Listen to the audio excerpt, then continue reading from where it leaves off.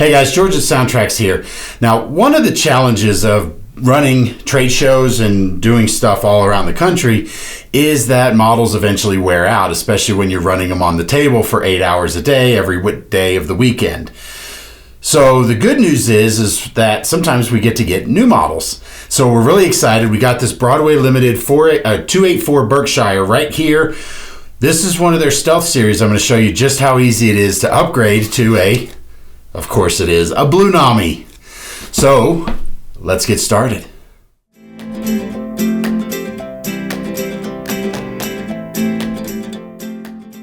Now, when it comes to the model, the Stealth series that Broadway has put out are 21 pin compliant, and they are literally a plug-in decoder. So in this particular model, I've separated the locomotive and tender with the plug so we can take the locomotive and set it aside. Now the other side is there's 4 screws that are located on the bottom corners of the tender, and I've already removed those so we can just take the shell and move it out of the way. Now you'll see here that we actually have a 21 pin dummy board plugged in that we need to remove, which we can then use to plug in the 21 pin Blunami. But one of the challenges also is we want to make sure that when we're running at shows, we want to make sure our models run reliably, especially when we're showing it off. So today we're going to add a CurrentKeeper as well. Now I've done videos on showing you how to add a CurrentKeeper to a 21 pin decoder, so we're going to go ahead and do that now so that you can see it real time approximately how long it takes to do a complete decoder installation. We'll test it on the track here in front of us, and then you can come see this model at TrainFest coming up this next weekend at the Baird Center, Milwaukee, Wisconsin. Check it out at trainfest.com. So let's go ahead and get started. I'm going to go ahead and move some stuff around. I'm going to put a camera overhead so that you can actually see a little bit more up close, and I'm going to get my tools and materials over here, so we'll be right back. Okay, so now in front of me I've got my soldering iron over here, got my materials here, my CurrentKeeper. I've got a roll of solder. This is a lead-free solder, and it's very fine. I want to say it's 0.7 mil or something like that, because you can always add more solder when you're working on your work. It's a lot harder to take it away, so don't get the big thick stuff. We got our screwdriver here to put the tender shell back together. Set of cutters and wire strippers that you'll need for working on, because we're going to have to solder the wires on the CurrentKeeper here. Pair of tweezers to hold the wires from the CurrentKeeper. And then we have our flux. This is the flux that I recommend people using, especially when it comes to decoders. This is made by Quick. This is part number SMD291NL. This is a flux that's safe to work on electronic soldering, circuit boards, printed circuit boards, things like that won't attack the components. If you go to the local hardware store and you pick up soldering materials there, chances are you're probably going to damage the decoder and or the motherboard. So go to Amazon, go to digikey.com, buy this Quick SMD291NL. We'll put the list, the name of it down in the description below so that way you can see what we're talking about. And then I think I mentioned I've got the double stick tape to mount it, and that's all we need. Oh, I've got an X-Acto knife, and I'm going to show you how hard, because we're going to have to use this to install the decoder. So what we're going to do first thing is we want to remove this 21 pin dummy board. So we're going to go ahead and move the wires out of the way so that they're, and I've grabbed a pair of curved tweezers. What we can do is kind of come under the circuit board here a little bit, just kind of pry it up. I recommend using a tool, because if you try to pull up on it, sometimes that last one will catch and it comes off unevenly, and then can sometimes bend the pins, and that can become very bad. So now we're halfway through done our installation. So now what we want to do is we want to add the CurrentKeeper. Now the CurrentKeeper comes with 2 plugs. There's one plug that goes into the CurrentKeeper itself, and then another one that will plug into many of our decoders that you can just simply plug it in. But the 21 pin decoder doesn't have a plug, because the 21 pin decoder has a specific footprint that it has to fit. So in order to add a CurrentKeeper to this, we're going to add it to the motherboard. Now to do this, what we're going to do is we're going to trim the plug away, and you want to make sure if you cut it, you can leave it and use it for something else if you want to add just a stay alive capacitor or something else. So we're going to save that. What we're going to do then is we're going to strip the ends of these wires off, and then we're going to tin it. And what it means by tinning it is what we're going to do is take some solder. So we're going to twist the wires together, make sure that the stranded wires don't fray out. Then what we're going to do is we're going to put a little bit of solder on the end of it to make sure that you have a good solid connection here. So what I'm going to do, whoops, I'll put out way too much flux here. Okay, that'll be fine for right now. And then what I'm going to do is I've got my solder here just kind of sitting loose. We're going to put a little bit of solder on the end of the iron here. There we go. And then we're just going to touch the wire. And this is what's going to tin the end of the wire and make sure that we have a good solid connection on the wire. All right. Now, how do we attach this? The first thing you want to do is, now the end of this is actually, I don't know, about 1/8 of an inch. We can trim that back a little bit, so you can just take and cut the end of it because we want a very little tiny bit out. Now, to connect it to the actual 21 pin, you'll notice here on the base of the 21 pin, you can see that they've got these solder pads where the pin or where the connector is soldered to the motherboard here. And so what we're going to do is we're going to count out pin 16, and that's where the blue wire is going to go, and then pin 20 is where the black wire is going to go.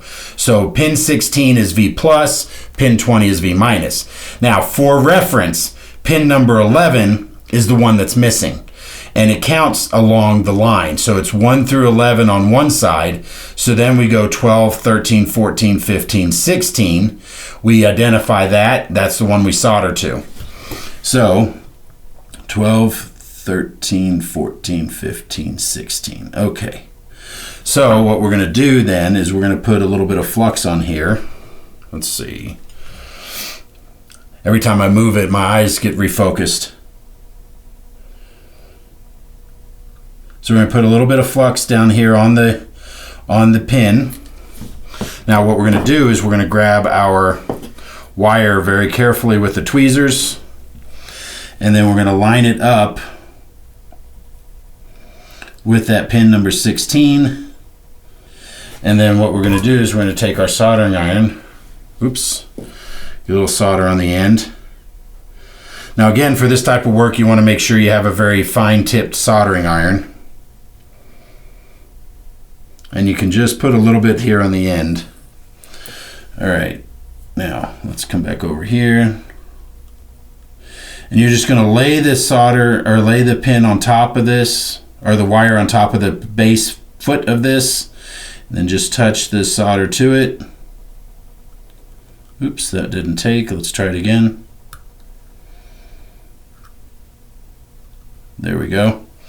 It's that simple.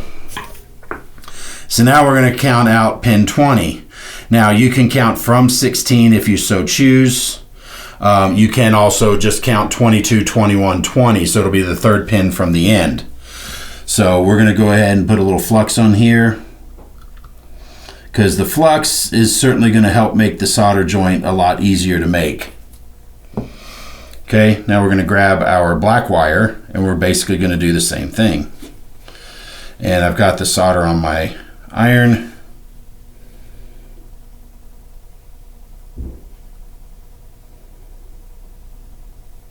And just like that, CurrentKeeper's installed.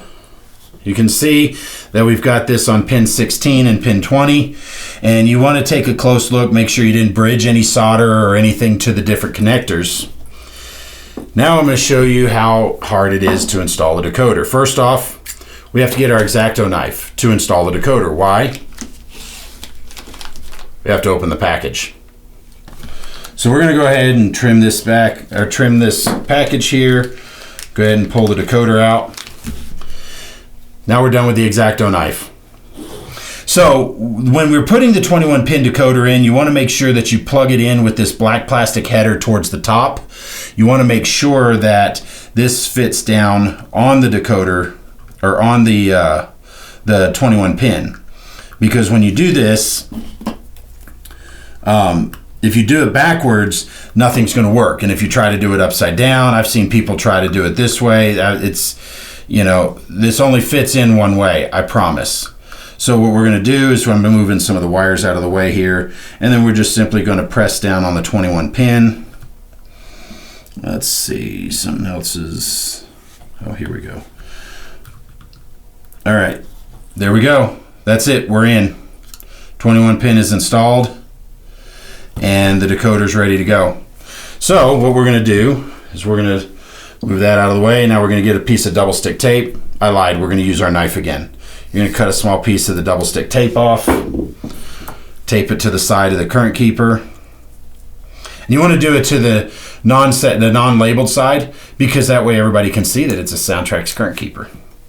And what I'm going to do on this particular one is I'm actually going to mount it up on the inside of the top of this tender shell, where it's up and out of the way. So you can see that I mounted it up like that. And then this will simply just drop right in place. Now we're going to get our screws that I told you about earlier. And we're going to tighten the screws back in. I'm going to turn off my soldering iron because we're done with it. So we get our screws, we put them in the 4 holes here. There's one.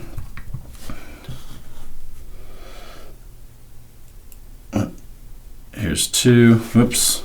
Well, sometimes you got to use your tweezers, and you can put use the tweezers to get the screws in the holes they go in, rather than the big clubby fingers that you've got. There we go. That's in. Now we're going to do the same thing, the 2 on the back here. They're both right behind the truck, so this one's a little more challenging, especially to try to do with your fingers. So thank goodness we have tweezers. There's 1. And there's 2. Let's see. There we go. I usually twist it backwards until I feel the thread drop. That way I'm not cross-threading anything. And there we go. Decoder installation done. So I'm going to go ahead and clean this up really quickly, move all this stuff out of the way. We're going to power our track, and we're going to take it for a test run. So hang tight. Okay, so now we've got our space cleared out. Now we just simply plug in. This is going to be maybe helpful with our tweezers here, where I can simply take this connector, line it up and press it in, because it is a little bit of a tight fit, which is kind of a good thing, because you want to make sure that that plug doesn't fall out just haphazardly while you're running, because then your model doesn't work. So we connect the drawbar.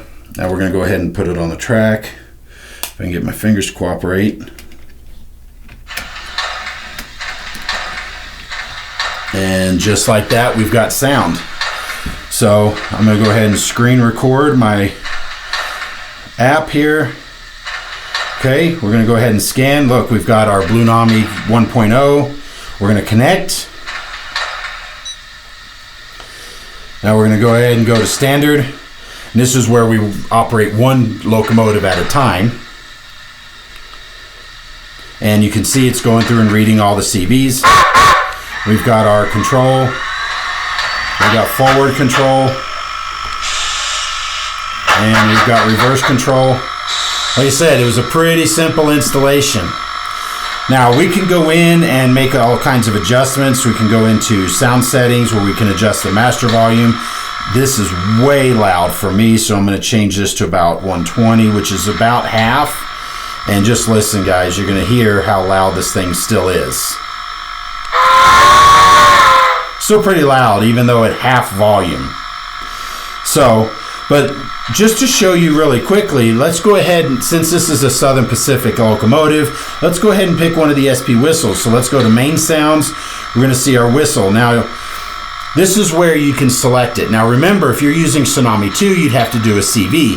So technically you're still programming CVs, you're just doing it behind the scenes.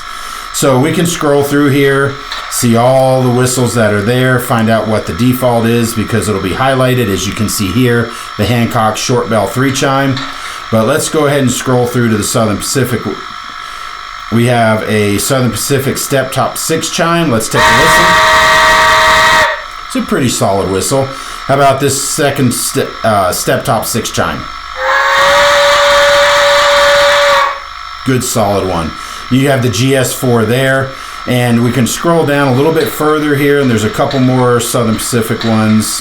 We've got this step top 6 chime road version, which is pretty nice, or the Desert 5 chime. I think I like this other one better, so I'm just going to go ahead and select it. This is the step top 6 chime. It's a pretty nice, robust whistle, and then we can just hit OK.